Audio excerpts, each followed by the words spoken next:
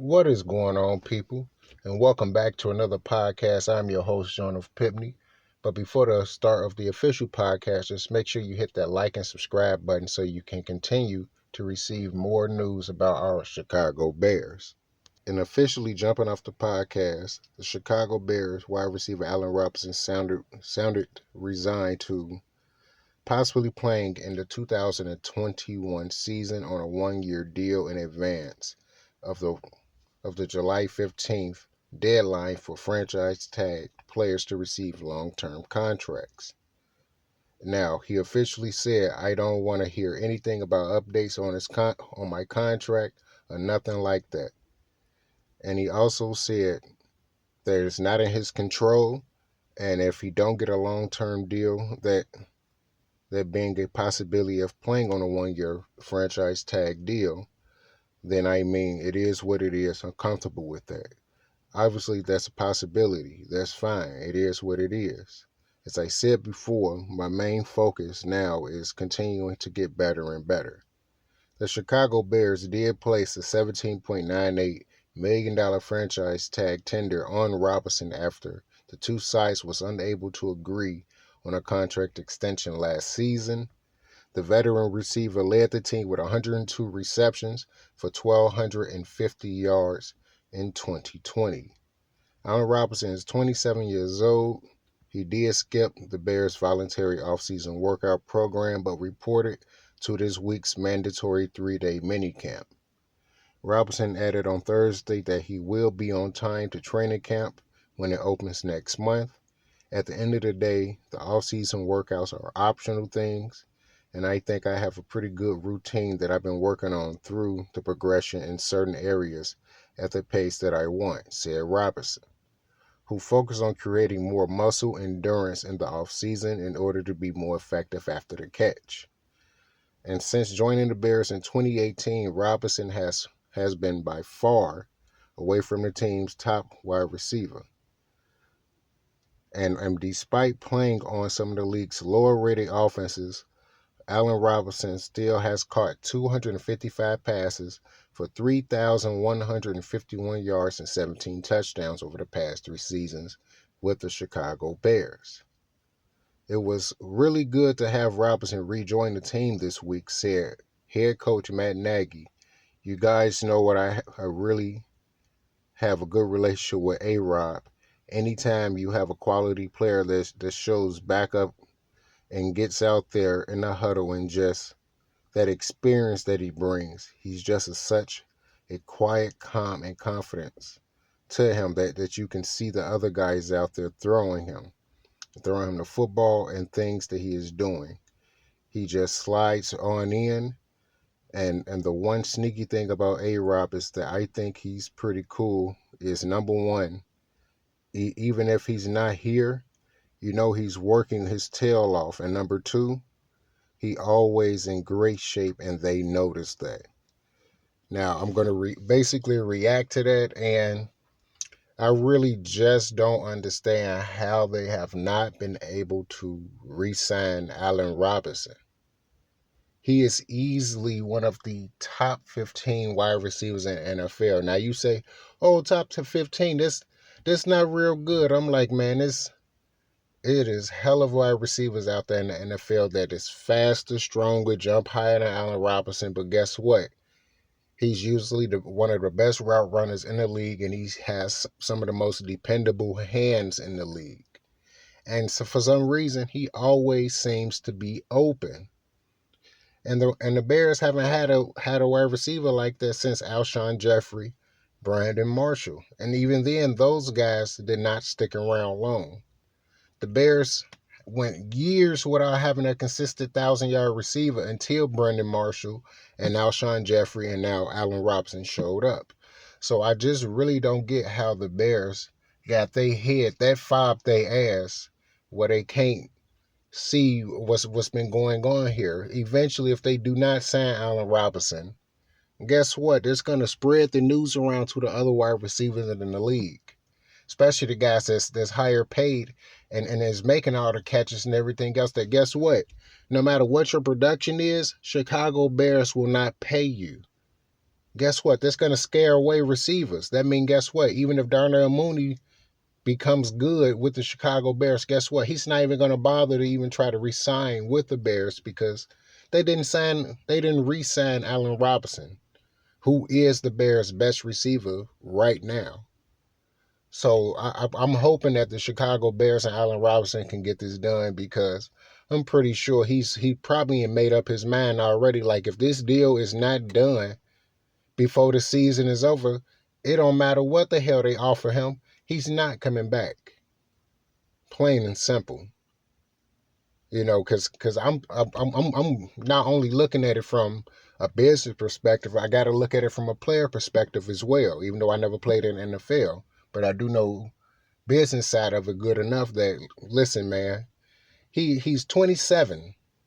He's fairly young. And it's not like he's 33, 34 years old. He's not, you know, up there in age. And he still has plenty of years left to perform in this league. I just don't get what the hell is up with the Chicago Bears. You know, they signing everybody else except for the players that they need to keep around, period. Now, one of the main reasons why they probably didn't resign him right away is because you know they up against the cap, and you can specifically blame that on Ryan Pace giving everyone big dumbass deals, and then eventually now all the all the big years and came all at once, and now all of a sudden that's what resulted in Kyle Fuller being traded, and now you know eventually Allen Robinson won't be here. You know, yeah, they could probably sign some more veteran receivers, but they're not going to be as good as Robinson. There was a reason why they was free agents, and no one picked them up like that. It's because they was washed or they was never that good to begin with. So hopefully the Bears can make a deal with Robinson and get him re-signed for a long-term deal, at least a 3, 4, 5 year deal, and get him the money that he deserves because it seems like basically every year that he's been with Chicago, his production has constantly gone up and up, and I'm pretty sure his production is going to go up even more this season.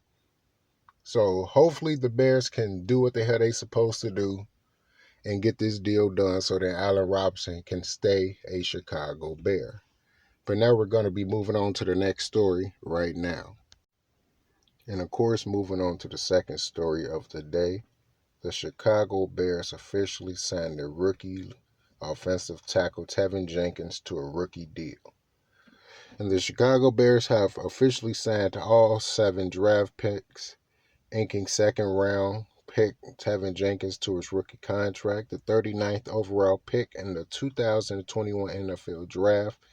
Jenkins will open 2021 as the presumptive starter at left tackle for the Chicago Bears, with the starting job his own to lose. The future at left tackle for the Chicago Bears is hoping that Jenkins can blossom into a franchise caliber left tackle in the NFL, despite not having started expensively at that position while at Oklahoma State. Bears general manager Ryan Pace also high on Jenkins' potential, citing Jenkins' versatility and nasty demeanor being one of the major key factors in his skill set. You go back to Oklahoma State. He played right tackle, he played left tackle, he played both guard spots while he was at Oklahoma State. Pace said on April 30th. A powerful tackle, you know you can bend. He can play with leverage. He's constantly moving guys out in the run game, which is awesome to see. Beyond that, he got the athletic ability to get to the second level and block in space. In pass pro, he is really a good anchor, so he handles power really well. And then, of course, he plays with a lot of toughness and always finishes.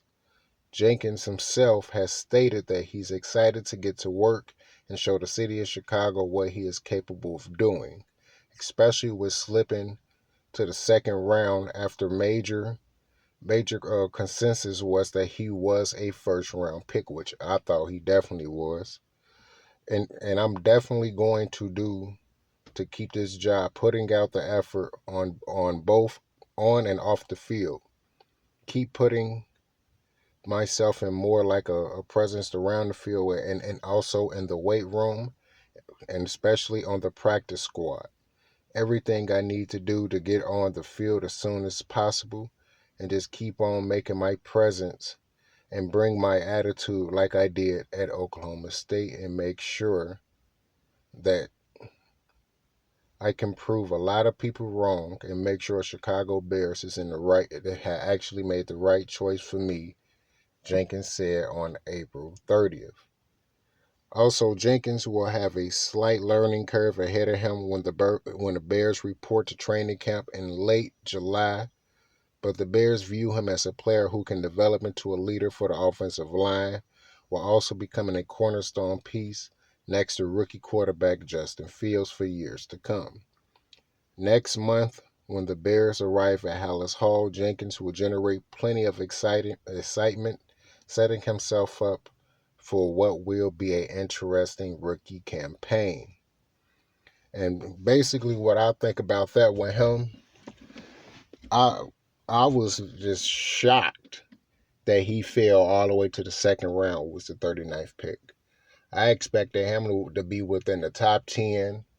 You know, people been scouting him all over the NFL. Even small YouTubers had went ahead and put videos out him about him being one of the most violent players in college football. And based on the film I seen, I even had to go back and watch a few old games of him playing. He definitely does not get beat often whatsoever when it's in terms of pass blocking. And in terms of a run blocker, he finishes violently almost every time. And whenever it requires for him to get up to the second level, he gets up to that second level in a hurry. And he can make a lot of down the field blocks and be one of the guys that'll be running with the running back down the field to make that key block to spring him open for a long touchdown run.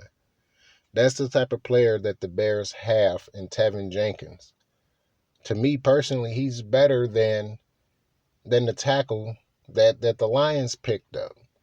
A lot of people were surprised that the Lions picked him up and not Tevin Jenkins. So unless they seeing something that no one else saw, Tevin Jenkins is basically the best lineman in that draft. And I'm pretty sure he's going to be able to show it immediately. Now, I know it's going to be some growing pains because it is the NFL. It's a totally different level than college. On top of that, you know, he is predominantly a right tackle, not a left tackle. So pretty sure it's going to be some more growing pains, some extra growing pains with him being at a different position, even though he did, of course, play both positions and both guard positions in college. But when you are predominantly a right tackle, it's a little weird switching up your footwork. Everything is in reverse once you switch to left tackle. So hopefully, you know, he can make that transition over very smoothly, and with it also being preseason games and having a longer time to prepare, unlike it was last year with COVID-19 and everything being hit and no one even knowing if the NFL season was even going to happen because of the COVID-19 protocol.